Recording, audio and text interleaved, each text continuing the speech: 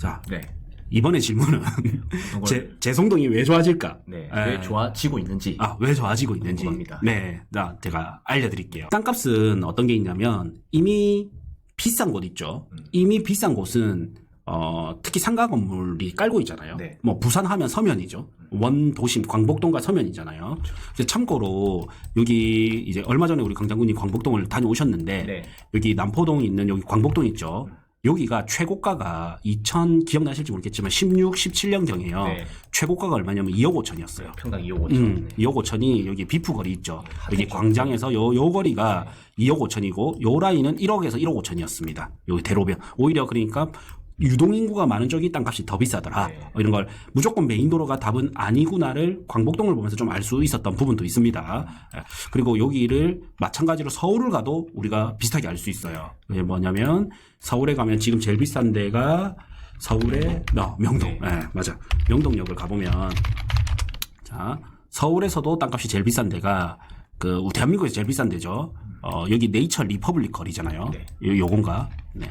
명동 코너 자리에 명동 4호선 말고 네이처 리퍼블릭 이게 진짜 중요한 인사이트라서 여기 있죠. 요거.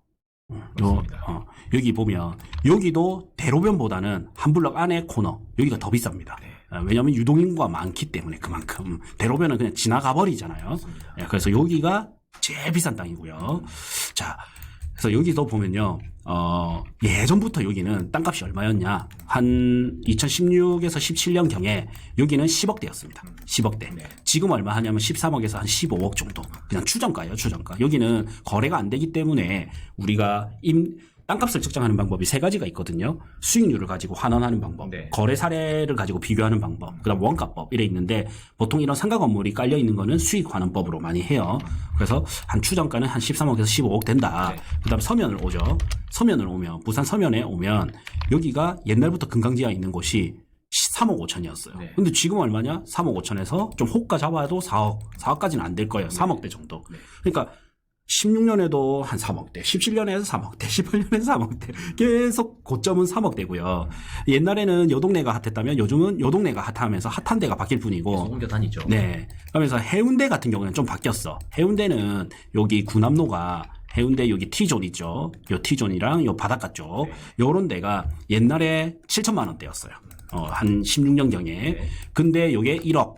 그 다음에 2억. 지금 2억대 하잖아요. 네. 메인도로는 1억에서 1억 5천. 구남로는 한 2억에서 2억 5천. 그렇죠. 이렇게 하잖아요. 이렇게 많이 바뀌었어요. 그거는, 뭐가 있냐면 상권이 안 좋다가 상권이 좋아지거나, 여기서 포인트는 상권이 좋은 데서 임대료가 더 오르는 경우는 잘 없어요. 오른 폭이 좀 작아요. 아까 서면 금강지하가 그런 곳이에요. 그렇죠. 예.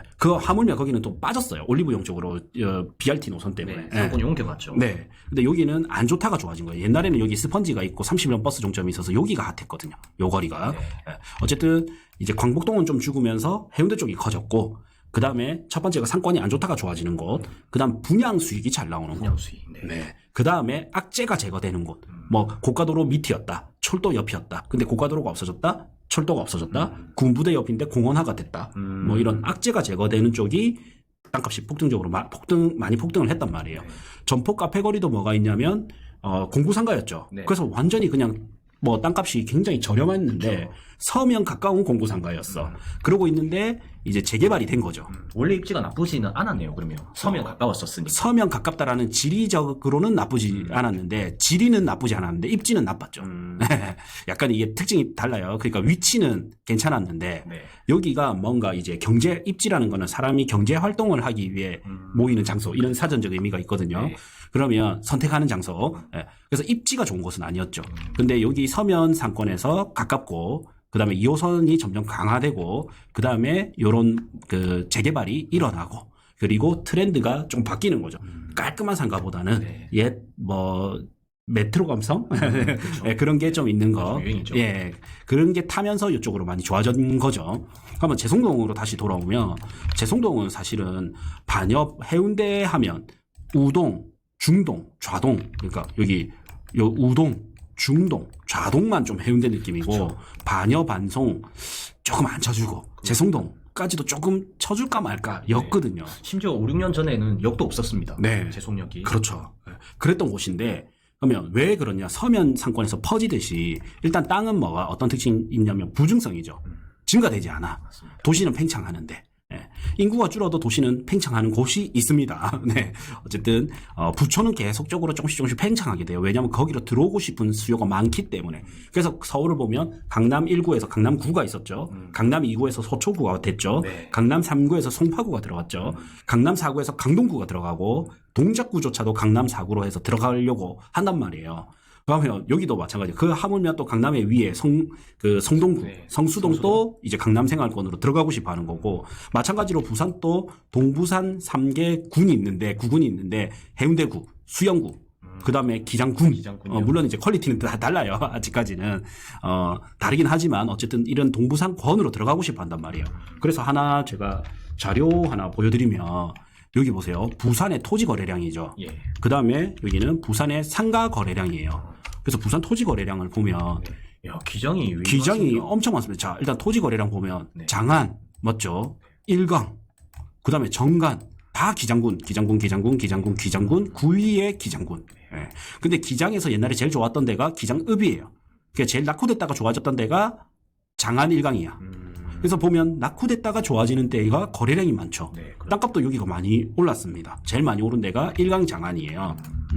그다음 상가 거래량 한번 볼까요? 상가 거래량도 기장. 기장이 1등이네요. 네. 야, 이 경기 안 좋은데도 422건이나 거래가 됐네요. 네. 그다음에 해운대가 3개. 좌동, 우동, 중동. 역시 그다음에 이제 서부산. 명지. 네, 그다음 중부산의 부전. 네. 그다음 사상 쪽에 있는 개법동. 또 정관이 들어가요. 정관도 들어가고. 그다음에 밀락동, 일강. 밀락동은 또 생각보다 저조하네요. 그래서 보면 상가나 토지가 크게 보면 동부상권이 제일 핫해요. 이 불경기조차도. 네. 경기 좋았을 때도 마찬가지고. 그러니까 저는 한동안은 우리가 뭐 전국도 많이 다니고 부산 내에서도 제2의 해운대, 제2의 기장을 찾아서 그렇죠. 많이 다니는데 아직까지는 그래도 동부산이 강세다. 이거는 뭐 내가 말하는 게 아니고 거래량이 이렇게 이야기를 해주죠. 또 반대로 생각해보면 우리가 2023년은 금리가 이제 최고치였을 텐데 그때 기장읍이 저 정도로 거래가 많이 됐으면 시장이 만약에 더 좋아지면 거래가 더 많이 된다고 더 많이 되죠. 수도 있겠죠. 네. 그래서 보면 다시 재송동으로 돌아오면 이제 일단 첫 번째 여기가 해운대가 땅이 없다. 땅이 없습니다. 그러면 이제 강장군님 입장에서 사업이 너무 잘 됐어. 네. 그래서 강장군의 뭐 예를 들어서 뭐 GC 플랫폼 네. 사옥을 짓고 싶어. 그러면 좀 본세가 나야 되잖아요. 봄새 중요하죠. 그러니까 브랜딩이 돼야 된단 말이에요. 맞습니다. 그래서 온갖 기업들이 브랜딩을 하기 위해서 엄청난 돈을 쓰거든요. 그러면 센텀시티의 사옥을 가지고 싶은데 센텀은 다 뭐냐면 어떻게 돼 있어요? 다 지식산이, 네, 지산이에요. 그래서 내가 이거를 통으로 사기가 힘들어. 통으로 사기가 힘들단 말이에요. 그러면 이제 꼬마 빌딩, 그러니까 땅을 깔고 있는 걸 찾아야 되는데 어디 있을까? 저는 진짜 사옥할 자리를 많이 찾거든요. 네. 그래서 없어요. 여기는 다 아파트죠. 아파트입니다. 다 아파트고 일반 지도로 한번 보겠습니다. 다 아파트죠. 네. 네. 아파트 또는 뭐 재개발로 다 지정된다든지. 그래서 없어. 그래서 일부 있는 데가 저는 딱 좋은 데가 여기 있는데 네. 왜냐면 여기는 재개발로 지정돼 있거든요. 네. 그나마 여기가 저는 와 여기가 진짜 좋겠다. 여기 해서 느낌이 어떻냐면요. 이런 느낌이에요. 네. 딱 건너가면 센텀이에요. 근데 여기는 정말 안 팔아. 안 팝니다. 네. 물건이 딱 정해져 있어요. 여기는 개수가 하나, 둘, 이렇게 생기고 셋, 넷, 뭐 한 다섯, 여섯, 뭐 이렇게 딱 정해져 있어요. 살릴 수 있는 정도. 네. 그럼 여기는 U2구역이고 안 되고 맞죠? 그러면 이제 위로 간단 말이에요. 위로 가거나 아니면 옆으로 가거든요. 건너가거나. 근데 옆에 오면 뭐가 되냐면요. 수영구예요. 수영구도 좋지만 이번에 반얀트리가 세계적인 호텔이 들어오잖아요. 네. 반얀트리가 기장이 들어오죠. 네. 근데 반얀트리가 이름이 뭐예요? 반얀트리 부산 이름이 네. 해운대예요. 해운대네요. 네. 기장에 들어오는데 이름이 해운대예요. 이 브랜드를 그럼 가지고 해운대라는 네이밍을 가지고 가고 싶은 거죠. 송파에 들어와도 강남이라 넣고 싶고 서초에 들어와도 강남이라 넣고 싶겠죠. 네. 이름은. 그렇죠. 네. 반포라 넣고 싶고 압구정동이라 넣고 싶고 청담이라 넣고 싶고 이럴 거 아니에요. 아파트에 센텀을 넣듯이. 네. 그러면 저는 수영도 나쁜 건 아니고 좋다고 봅니다. 충분히. 이거는 다음 편에 또 알려드릴 거고. 네. 그러면 인 해운대 내에서 내가 들어갈 수 있는 땅이 없어요. 땅이 없어. 들어가고 싶어도 땅이 없어. 여기 마린시티고. 맞죠? 그리고 요쪽을 와버리면요. 중동, 좌동을 오면 직원들이 출퇴근하기가 힘들어요. 동부상권에 있는 사람들은 괜찮지만, 정말 여기서 여기까지 열로 넘어오는데 차가 너무 많이 막혀. 그래서 여기서 여기까지는 괜찮은데 여기서 다시 여기까지 가는 데가 시간이 너무 많이 걸린단 말이에요. 네. 그리고 지하철 2호선이 끝이야. 그렇죠. 종점이죠. 그래서 보면 죄송동이나 센텀 라인은요.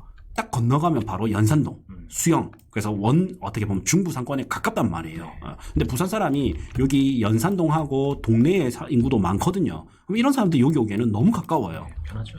그래서 우리가 죄송동이 고바위일 뿐이지 딱 지도를 이렇게 평면적으로 놓고 봤을 때는 여기밖에 없어요, 땅이. 그리고 예전에는 저해 요인이 있었거든요. 여기가 다 공업지잖아요. 예전에는, 지금은 바뀌었죠, 상업지역으로. 그래서 여기가 시와이 부지고 여기는 또 너무 고바위고 또 여기는 좀 너무 낙후되어 있고 이랬었단 말이에요. 근데 중요한 거는 첫 번째는 땅이 없다. 두 번째는 이제 여기가 해운대 구청도 이전해오고 웨이브시티가 들어오잖아요. 네. 그러면 아파트죠. 네, 고가 아파트가 들어오고 여기도 들어오는 거예요. 자, 보세요. 똑같아요. 서울 성수동으로 가보면 성수동도 보면 여기가 다 공업지역입니다. 네. 그래서 정말 많이 낙후됐었습니다. 이런 데 보면 제가 좀 잘 찍어야 되는데 어쨌든 요런 데 보면 장이 많네요. 네. 여기 성수 여기 전략지구 요런 데도 보면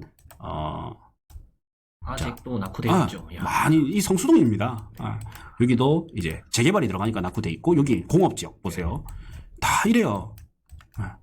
재성동 보는 거 느낌 아니에요. 네, 그렇네요. 근데 여기가 이제 중공업지에 대한 이제 개발 이슈가 붙고 그다음에 고가 아파트가 분양이 된 겁니다.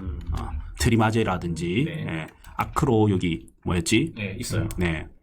서울숲? 네, 아크로 서울숲 포레스트라든지 이런 게 고가 아파트가 딱 쳐주면서 여기 동네 자체가 좋아졌거든요. 또 반대로 저는 여의도 영등포를 가보면 너무 좋은데 그 고가 아파트를 쳐주는 게 없어요.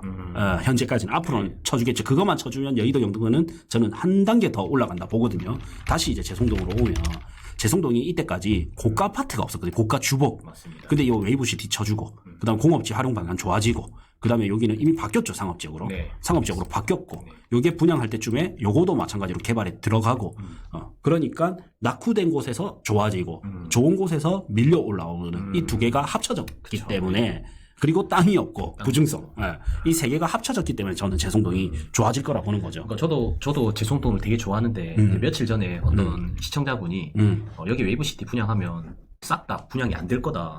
누가 재송동을 가냐 그런 말 많이 하더라고요. 네. 그래서 이제 제 생각은 어떠냐면 이런 건 있겠죠. 마린시티, LCT 사는 사람이 저쪽으로 가기에는 좀 힘들지 않을까. 네. 근데 대신에 재송동 말고라도 뭐 수영구 사람이라든지 아니면 바로 옆에 센터파크 맞아요. 그 사람들은 네. 이 르웨를 가고 싶어 하거든요. 그렇죠. 무조건. 네. 그래서 저는 충분히 분양이 잘 될 거라고 봐요. 그렇죠. 네, 그게 더 중요한 거예요. 왜냐하면 이게 센텀시티가 여기 보시면 센텀파크가 있잖아요. 네. 얘가 2005년 준공이거든요. 오래됐죠. 이제 10년이 넘었습니다. 사람들이 주택 보유 기간이 평균 10년에서 한 11년 정도 되거든요. 10.6, 10.7 정도 나와요. 그래서 10에서 11년 정도를 딱 들고 있는데 보통 10년에서 11년 정도 지나면 옆 동네에 개발을 해요. 그러면 이 동네 사람이 이사를 올 수 있는 네. 수요가 팍 느는 시기거든요. 그래서 동 단위로 조금씩 바뀝니다. 그래서 보면 여기가 몇 년도에 2005년도에 들어왔죠. 그러면 마린시티는 언제 들어왔나요? 마린시티 한번 봅시다. 마린시티는 2011년도에 네. 들어왔죠. 그 다음에 해운대 신도시는 90년도 그렇죠. 후반에 네. 들어왔죠. 여기 보면 롯데캐슬, 요거 잘못 찍었다. 여기, 요런 거. 해운대 신도시. 네. 여기는 2004년. 거의 96, 97이 많죠. 그래서 90년대 후반, 2000년대 초반은 중동이 많이 들어왔죠. 그 다음에 한 10년 정도 지나는 시점에서는 우동 센텀이 들어왔죠. 지금은 한 10년 정도 지난 시점에서는 좌동이 들어왔고, 네. 그 다음 10년 지나서는 여기가 들어왔고, 네. 이제 또 10년 정도 지나서 여기가 떴던 거예요. 네, 그러면 이제 지금 이제 센터파크가 지금 이제 15년 됐잖아요. 이제. 네. 10년 정도 됐잖아요. 딱 이 사람들은 여기로 이사 오고 싶지. 20년 됐네요. 20년 됐네요. 네. 2004년이니까. 네. 그러니까 딱 저는 물론 재송동이 여기 갑자기 들어오고 그래서 좋아진다고 할 수는 있겠지만 사실 이제 우리 일기 신도시도 마찬가지로 예전에 허벌판에서 요것만 딱 들어왔었거든요. 네. 그때도 뭐 유령도시니 난리였어요. 근데 분양이 다 되고 인프라가 갖춰지니까 사람들이 부산의 강남이다 막 그랬단 말이에요.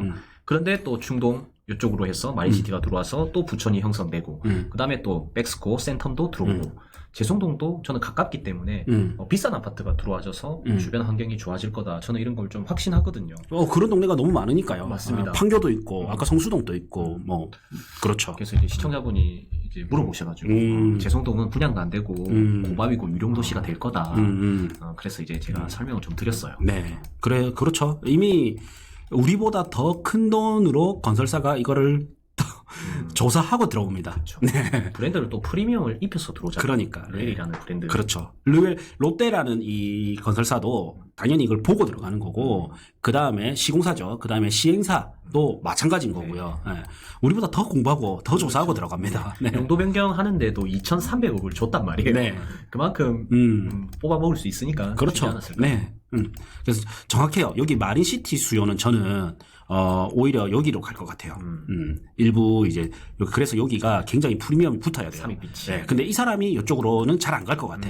근데 센텀파크 사람들이나 그 다음에 여기 연산동이나 수영 그렇죠. 사람들은 여기로 올 것 네. 같아요. 네. 동네에서도 올 수도 있을 것 같아요. 동네에서도 올 수도 있죠. 그리고 그렇게 이질감도 없고. 네. 그래서 제송동은 그런 이유 때문에 오를 것이다. 네. 일단 땅이 없고 그 다음에 낙후됐던 이미지가 많이 개선이 되고 그다음 고가 아파트가 분양이 되고 이런 특징들 때문에 제송동의 미래가 좀 밝다. 네. 근데 여기를 잘못 오해하시면 안 돼요. 여기는 상권이 좋아서 땅값이 오른다. 이거는 아니에요. 그냥 이 동네 자체에 프리미엄이 계속 붙는 거예요. 인 해운대라는 것 자체가 굉장히 크게 작용합니다. 네. 사실 센터파크도 동네 이름은 제송동입니다. 네. 그렇죠. 네. 그 4억을 구해달라고 저희한테 의뢰가 많이 오는데 4억을 구해주려고 이렇게 제시를 했을 때 먹히는 곳이 딱 정해져 있어요. 딱 여기 2호선 라인. 광안리 라인에 대로변. 그러니까 밀락동, 강안동, 남청동 라인에 2호선 라인. 여기서 안 되면 대연동까지. 대연동까지. 그다음에 제송동. 그다음 안 되면 부전. 부전까지. 서면 정도. 교통이 너무 좋으니까. 근데 보통 이제 어떤 직원을 두고 회사가 추구하는 방향이 뭐냐 따라서 좀 다른데 프리미엄이 필요한 동네는 인해운대. 그 다음에 광안대교 이런 거를 끼고 있는 광안리, 남천동 이런 데를 되게 선호하더라고요.